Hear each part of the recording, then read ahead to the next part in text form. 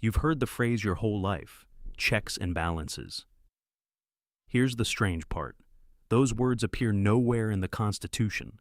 Neither does the phrase separation of powers. The founders built one of the most copied machines in history and never actually named it. 3 branches of government, deliberately set against each other, built to distrust each other. So, let's open it up. How does that machine actually work? Start with the fear. The men who wrote the Constitution had just fought a war to get out from under a king. Their nightmare was simple: all the power in one set of hands. So, they made a rule for themselves. James Madison put the idea this way, roughly. Piling every power onto the same person or group is the very definition of tyranny. Their fix? Don't let anyone hold all of it. Split the government into 3 parts. Give each part one job, and don't let one part do another's job. That split has a name: the separation of powers. 3 branches, 3 jobs. Keep these straight and the whole thing clicks. One branch makes the laws. One branch carries out the laws. One branch interprets the laws, decides what they actually mean. Make them. Carry them out. Interpret them. The Constitution builds them in that order, and it's a telling order. Let's take them one at a time. Branch 1, the legislature. In plain English, the lawmakers. It's called Congress, and the founders put it first.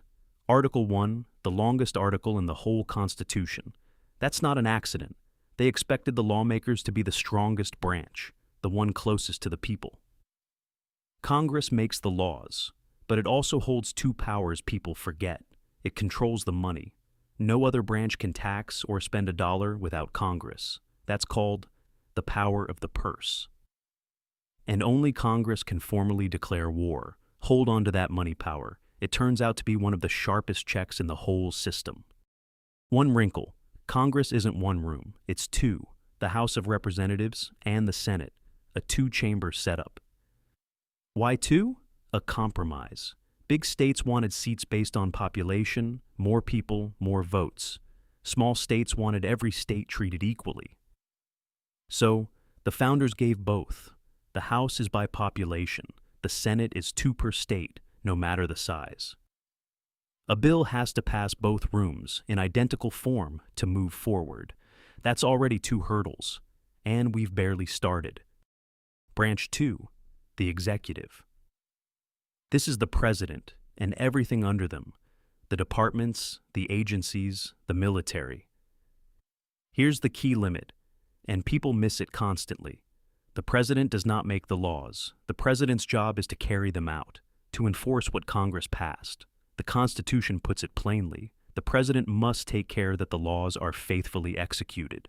In plain English, actually do what the law says, whether you like the law or not.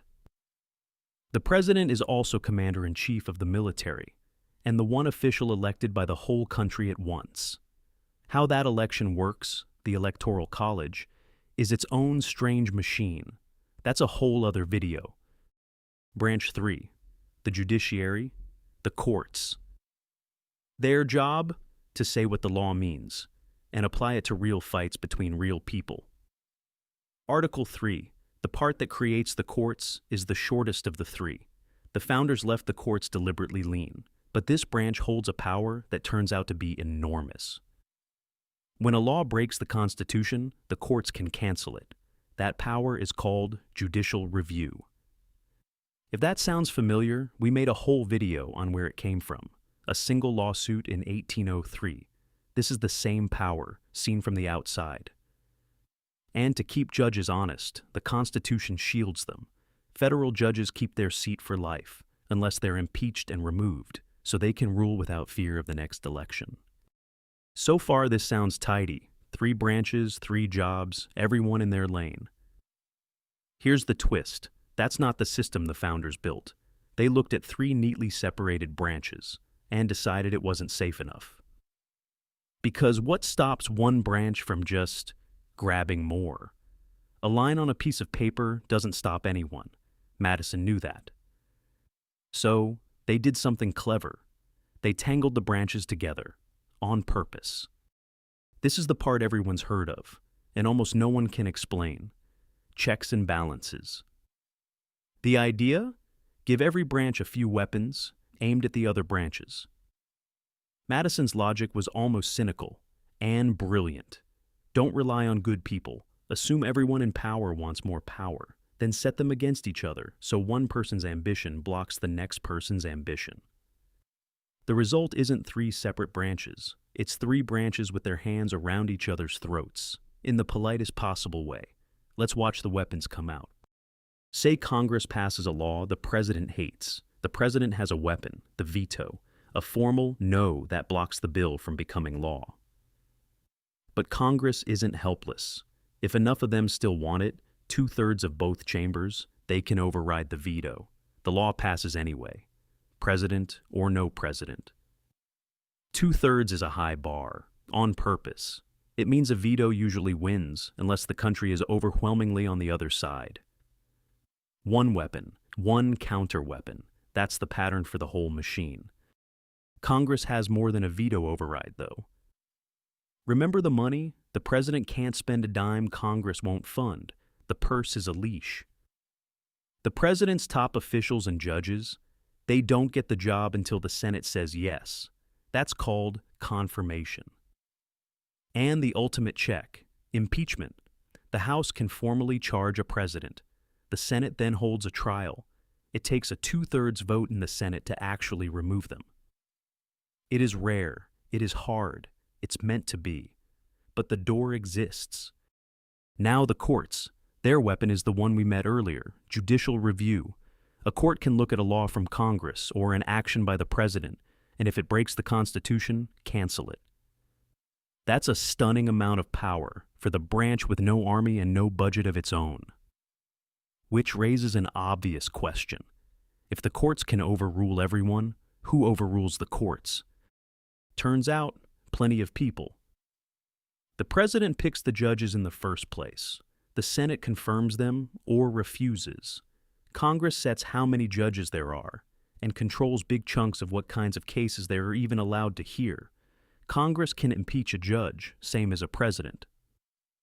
And if the people truly hate a ruling, the Constitution itself can be amended to overrule the court. It's happened. So even the branch that gets the final word doesn't really get the final word. Nobody in this system is fully in charge. That's the whole design. Let's run one law through the machine, start to finish, and count the hurdles. An idea becomes a bill. The bill has to pass the House, then pass the Senate, in the exact same words. Then it lands on the president's desk. Sign it, and it's law. Veto it, and it bounces back. If it's vetoed, Congress needs 2/3 of both chambers to save it.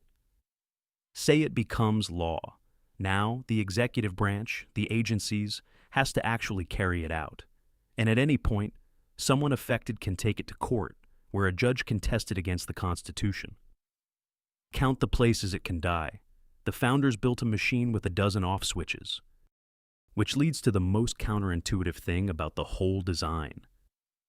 All that friction, all those hurdles, the fact that it's so hard to get anything done in Washington, that's not the system failing. That's the system working. The founders were more afraid of bad laws passing fast than of good laws passing slow. So they built the machine to be slow, deliberately. A government that can only act when a wide range of people agree. When people say the government is gridlocked, they're describing a feature the founders installed on purpose. You may love that or hate it, but it's not a bug. It's the entire idea. Now, the honest part. The neat 3-branch diagram is a simplification. In the real world, the lines blur. Congress often passes a broad law and hands the details to executive agencies to fill in. Those agencies then write rules that carry the force of law, which looks a lot like lawmaking. The presidency has also grown far more powerful than the founders likely pictured. None of that is a scandal. It's just how a 1700s design stretches to run a modern country. The branches still check each other, but the boundaries are messier than the textbook drawing. One more thing that surprises people. This isn't just the federal government. It's a pattern that repeats. Every single state has its own three branches, its own legislature, its own governor, its own courts, same blueprint. And power is split again, between the national government and the states. That vertical split has a name, federalism. So it's not one machine, it's machines inside machines, all built on the same distrust of concentrated power. Federalism is a whole video of its own. It's coming. So let's pull it together. Three branches, one makes the laws, one carries them out, one interprets them, separated on purpose, then deliberately tangled back together with checks and balances, so each one can block the others. No single branch in charge. A machine built to move slowly and to run on distrust. And the punchline we started with, the two phrases everyone uses to describe it, separation of powers and checks and balances, appear nowhere in the Constitution. And here's one last word to sit with. Neither does democracy. That word never appears in the Constitution either.